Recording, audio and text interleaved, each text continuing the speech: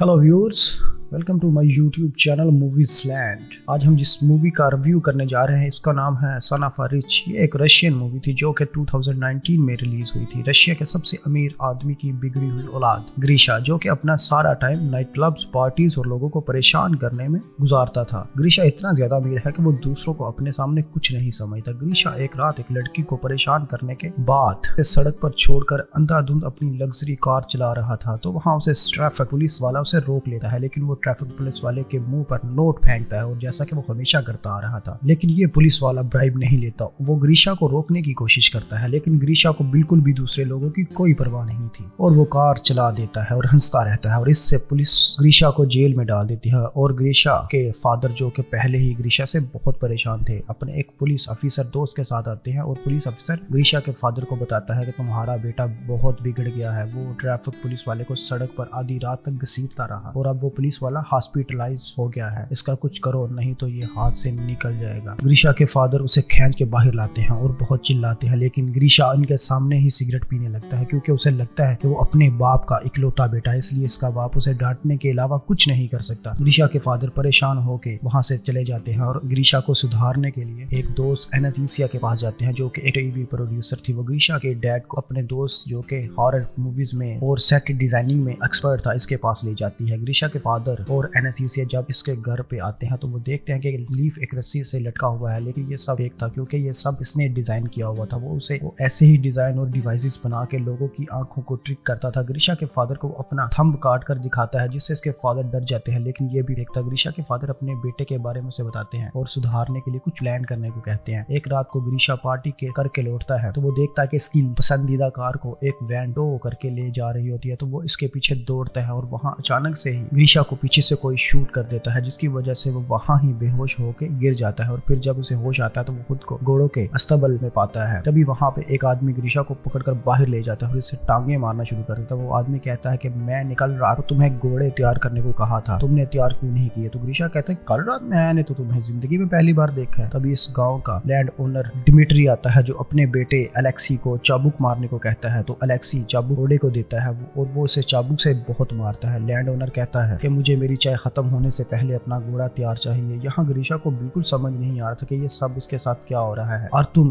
ग्रीशा को अस्तबल के अंदर लेके जाता है, जहाँ पे ग्रीशा से कहता है कि मुझे एक कॉल करना है, मैंने अगर अपने फादर को बता दिया तो सबकी वाट लगा दे। तो अर्थरम कहता है कि भाई ये कॉल वगैरह क्या होता है, मुझे तो कुछ नहीं पता, चुपचाप घोड़ा तैयार कर ले, नहीं तो और चबके खानी पड़ेंगी। जब ग्रीशा को कुछ समझ नहीं आता तो वो वहाँ से भागने लगता है और कहता है कि पुलिस को कॉल करो। ग्रीशा भागता हुआ देखता है कि पूरा यहाँ पे 18वीं सेंचुरी के गाँव का माहौल है। फिलहाल उसे लगता है कि वो रशिया के किसी गाँव में आ गया है, इसलिए वो यहाँ से भागने की कोशिश करता है, और भागते भागते ग्रीशा पकड़ा जाता है। और अब उसे भी दूसरे लोगों के साथ पे फांसी लगने वाली होती है, क्योंकि ग्रीशा ने यहाँ से भागने की कोशिश की थी। ग्रीशा को फांसी लगने वाली ही होती है कि वहाँ पे लैंड ओनर की डॉटर अगले आ जाती है, जो अपने बाप से कहती है कि आज मेरा बर्थडे है, आज किसी को भी फांसी नहीं होनी चाहिए। बाद पे वो ग्रीशा की फांसी माफ कर देते हैं। गाँव में होती हुई ये सब चीजें आसमान पे उड़ता हुआ एक बर्ड देख रहा होता है। ये बर्ड गाँव के बाहर बनी हुई एक बिल्डिंग में पहुंचता है, जहाँ हमें पता चलता है कि कोई बर्ड नहीं है, ये बर्ड की शेप का एक ड्रोन है जिसमें कैमरे लगे हुए हैं। और हमें पता चलता है कि कोई टाइम ट्रैवल नहीं है, ये तो ग्रीशा के पापा ने उसे सबक सिखाने के लिए पूरा सेटअप तैयार करवाया है, जिसमें टीवी प्रोड्यूसर एनेस्थीसिया और इसके फ्रेंड ने पूरे गांव का सेटअप तैयार किया है, जिसमें ग्रीशा को ये फील होगा कि वो किसी 18वीं सेंचुरी के विलेज में है, जहाँ पर वो एक स्लेव की जिंदगी जिएगा। यहाँ पे काम करने वाले सभी लोग एक्टर्स हैं, और गाँव में एक अलग जगह पर हिडन कैमरे भी लगाए गए हैं, और माइक्रोफोन के जरिए सभी एक्टर्स को इंस्ट्रक्शन दी जाती है कि किसको क्या करना है। और गलती से कुछ भी गड़बड़ होता है तो यहाँ पर एक स्नाइपर तैनात किया गया है, जो कि इस गन से किसी भी टाइम ग्रीशा को बेहोश कर सकता है। और इतने बड़े और महंगे सेटअप के लिए ग्रीशा के डैड के पास बहुत सारे पैसे थे, लेकिन वो ग्रीशा को सुधारना चाहते थे। और इधर ग्रीशा ये सोच रहा होता है कि वो टाइम ट्रैवल करके शायद पास्ट में आ गया, और इसकी हालत बहुत बुरी थी। इसको जमीन पर नींद नहीं आती, और इसे सुबह सूरज निकलने से पहले उठना भी पड़ता है। उसे जंगल में बाथरूम करना पड़ता है, और गठिया खाना मिलता है, और डिसिप्लिन में नहीं रहने से चाबुक से मारा भी जाता है। एक दिन ग्रीशा ऐसे ही खेत में बैठा होता है तो उसे किसी के रोने की आवाज सुनाई देती है। वो देखता है कि अगलिया रो रही होती है। वो उसे बताती है कि इसके पापा इसकी शादी एक रिच लेकिन बूढ़े आदमी से करना चाहते हैं, इसलिए वो बहुत दुखी है। और इस पे ग्रीशा कहता है कि ये तो अच्छी बात है, बूढ़ा जल्दी ही मर जाएगा और सारी दौलत तुम रख लेना। एक दिन ग्रीशा चिकन सूप बनाने के लिए एक चिकन को चुरा लेता है क्योंकि यहाँ के वेजिटेरियन खाने से वो बहुत बोर हो चुका था। ग्रीशा का फ्रेंड जब इससे चिकन सूप मांगता है तो वो कहता है कि मैंने तो सारा सूप खत्म कर दिया। तब इसका दोस्त उसे कहता है कि मैंने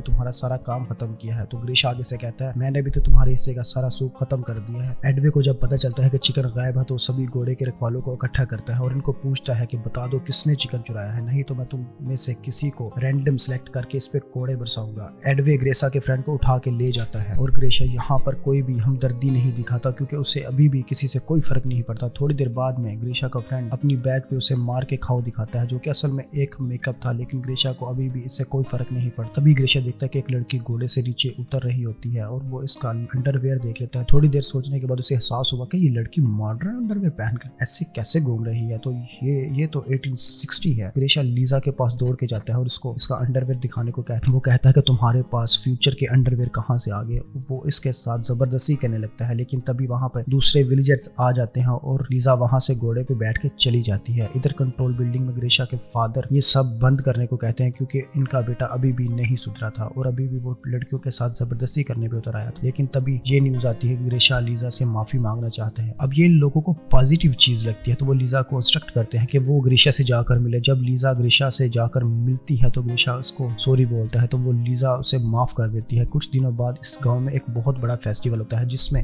कहा जाता है कि ये रात आप जिस लड़की के साथ या लड़के के साथ स्पेंड करोगे वही आपकी जिंदगी का पार्टनर बनेगा। इस फेस्टिवल में ग्रेशा को अगलिया मिलती है जो अपने बूढ़े आदमी से शादी की डेट नजदीक आने की वजह से बहुत परेशान थी। वो कह रही थी कि मैं नदी में कूद कर सुसाइड कर लूंगी और वो नदी में कूदने के लिए चली जाती है। डायरेक्टर चाहते थे कि वो अगलिया को बचाने के लिए इसके पीछे जाए ताकि इसमें सिंपैथी का इमोशन डेवलप हो सके, लेकिन ग्रेशा इसके पीछे नहीं जाता। लेकिन वहाँ लीजा के पास जाके बातें करने लग जाता है और उसे बताता है कि मैं तो फ्यूचर से आया हूँ, वहाँ तो बहुत सारी टेक्नोलॉजीज है। वहाँ पर ग्रेशा का फ्रेंड आता है और कहता है कि वहाँ नदी पर अगलिया डूबने गई है और ग्रेशा को याद आता है कि वो सुसाइड करने की बात कर रही थी, तो वो उसे बचाने के लिए नदी पर भाग के जाता है और उसको बचा लेता है। वो कहती है कि तुमने मुझे क्यों बचाया, मुझे ऐसी जिंदगी नहीं जीनी। लेकिन वो इसे इसके घर ले जाता है। अगलिया इसको इसके क्लोज होने की कोशिश करती है लेकिन वो वहाँ से चला जाता है। कंट्रोल रूम में बैठे लोगों को भी समझ नहीं आता कि वो कहाँ चला गया है। वो अपने फ्रेंड के पास जाता है और उससे पूछता है कि लीजा कहाँ रहती है, मुझे इससे मिलना है। इधर कंट्रोल रूम से लीजा को इंस्ट्रक्शन दी जाती है कि ग्रेशा तुमसे मिलने आ रहा है, तुम लोग जल्दी से तैयार हो जाओ। तो लीजा दूसरे लोगों को जल्दी से छुपा लेती है और वो अपने आप को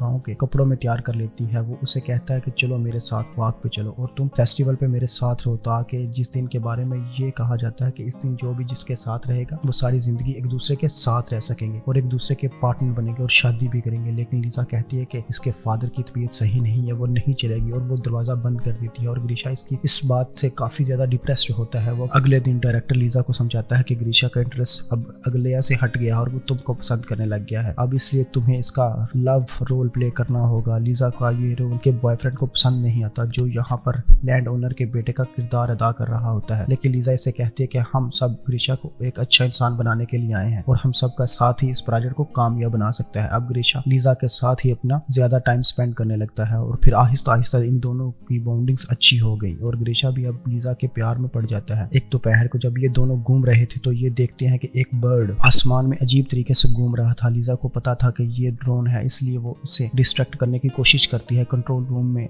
एनेस्थीसिया स्नाइपर को कहती है कि अगर कुछ भी हो तो ड्रोन को शूट कर देना, लेकिन थैंकफुली एंड में ड्रोन ठीक हो जाता है और वो सही तरीके से उड़ने लगता है। इधर अलेक्सा और अगलिया दोनों ही गुस्सा थे क्योंकि अलेक्सी की गर्लफ्रेंड को ग्रीशा के साथ रोमांस करना था और अगलिया को लीजा के साथ रिप्लेस कर दिया गया। तो दोनों एक दूसरे की तरफ अट्रैक्ट होते हैं और एक दूसरे के क्लोज हो जाते हैं और फिर इसी टाइम वहाँ पे लीजा और ग्रीशा आ जाते हैं। लीजा अपनी बॉयफ्रेंड को दूसरी लड़की के साथ देखकर बहुत दुखी होती है। अगलिया और अलेक्सी को डायरेक्टर बुलाकर बहुत डांटता और कहता है कि तुम दोनों का रोल भाई बहन का है और सेट पर तो कम से कम रुक जाती और इन दोनों को जॉब से भी निकाल देता है। और इधर लीजा अपने बॉयफ्रेंड से बहुत दुखी होती है तो ग्रीशा उसे खुश करने की कोशिश करता है और इसके लिए कैंडल लाइट डिनर भी तैयार करता है और दोनों मिलकर डिनर करते हैं और दोनों डिनर के बाद वो थोड़ा टाइम स्पेंड करते हैं और ग्रीशा लीजा को कहता है कि अगर तुम फ्री हो तो मैं तुमसे शादी करने के लिए तैयार हूँ। थोड़ी देर बाद लीजा हाँ बोल देती है और ये दोनों वहाँ किस करने लगते हैं। कंट्रोल रूम में खुशी का माहौल होता है क्योंकि जिंदगी में पहली बार हमदर्दी और प्यार का इमोशन ग्रीशा के अंदर नजर आया था जिसकी वजह से इसके डैड काफी खुश थे। दूसरी तरफ अगलिया जिसको सेट से बाहर निकाल दिया गया है वो एक टीवी टॉक शो में जाकर ये इंटरव्यू देती है कि रशिया के एक अमीर बिजनेसमैन के बेटे को किडनैप किया गया है और वहाँ पर उसे बहुत बुरी तरह रखा जा रहा है। रशिया की पुलिस इस बात को बहुत सीरियस लेती है और इस किडनैपिंग की तफ्तीश में लग जाती है। इधर ग्रीशा के फादर पैनिक हो जाते हैं और कहते हैं कि सब शट डाउन कर दो, ये चलो यहाँ से। लेकिन डायरेक्टर कहता है कि पुलिस को यहाँ पहुंचने में थोड़ा टाइम तो लगेगा, इसलिए हम इस सेटअप को क्लाइमैक्स की पोजीशन में पहुंचा सकते हैं। और वो डिसाइड करते हैं कि अब इस गांव में मंगोल का अटैक होगा। गांव में बहुत सारे मंगोल्स आ जाते हैं। गांव वाले इनको खाना ऑफर करते हैं, लेकिन मंगोल यहाँ पर कुछ लड़कियों को भी अपने साथ ले जाना चाहते हैं और वो इनमें से एक लड़की को चुनते हैं। तो इस लड़की के फादर मंगोल से अपनी बेटी की भीख मांगते हैं, लेकिन मंगोल्स उसे कहते हैं कि तुम मेरे एक साथी से लड़ो, अगर तुम जीत गए तो तुम्हारी बेटी फ्री हो जाएगी। अब इस आदमी और मंगोल में काफी फाइट होती है। ये दोनों ही काफी अच्छे स्टंट मैन थे जिनको डायरेक्टर ने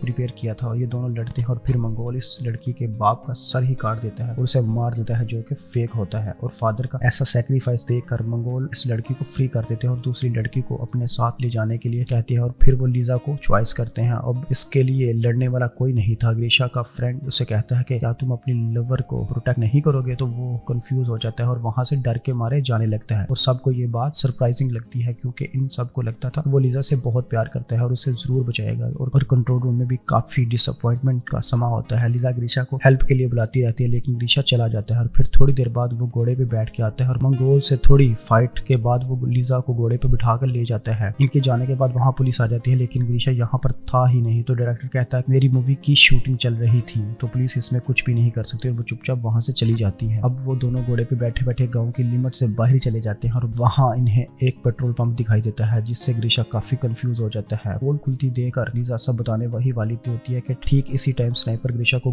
गन से शूट करके बेहोश कर देता है। अगले दिन वो हॉस्पिटल में उठता है और उसके फादर उसे बताते हैं कि वो पिछले 3 महीनों से कार एक्सीडेंट के बाद में कोमा में था और आज ही उसे होश आया है। ग्रीशा अब अपनी वही कार चला रहा है, लेकिन अब वो इस कार को एंजॉय नहीं कर पा रहा। वो नाइट क्लब्स में भी जाता है तो वो वहां पर भी एंजॉय नहीं जैसे वो 3 महीने पहले कर पा रहा था। इसको अपनी गलती का एहसास होता है और वो अपनी गाड़ी इस पुलिस वाले को दे देता है जिसको इसने हॉस्पिटल में पहुंचा दिया था। फिर एक दिन नाइट क्लब में इसे फिर को देखता है और उनसे पूछता है कि लीजा कहाँ पर है। और फिर वो दोनों उसे गाँव के सेटअप के बारे में उसे बता देते हैं और उसे लीजा के पास ले जाते हैं। ग्रीशा लीजा से मिलता है और कहता है इसने जो भी कहा था वो सच था और वो आज भी इससे प्यार करता है। तो लीजा कहती है कि वो भी इससे प्यार करती है और फिर कुछ दिनों बाद वो शादी कर लेते हैं और दिखाया जाता है कि वो अपने डैड को थैंक्स कहता है क्योंकि इन्होंने इससे एक अच्छा इंसान बनाया और अगर वो ये क्रेजी प्रोजेक्ट में ना डालते तो वो कभी भी सुधर ना सकता था। इसके साथ ये फिल्म एंड हो जाती है। तो दोस्तों कैसी लगी आपको ये मूवी? अगर आपको ये मूवी पसंद आई है तो हमारे चैनल को सब्सक्राइब करें। Thanks for watching. Bye bye.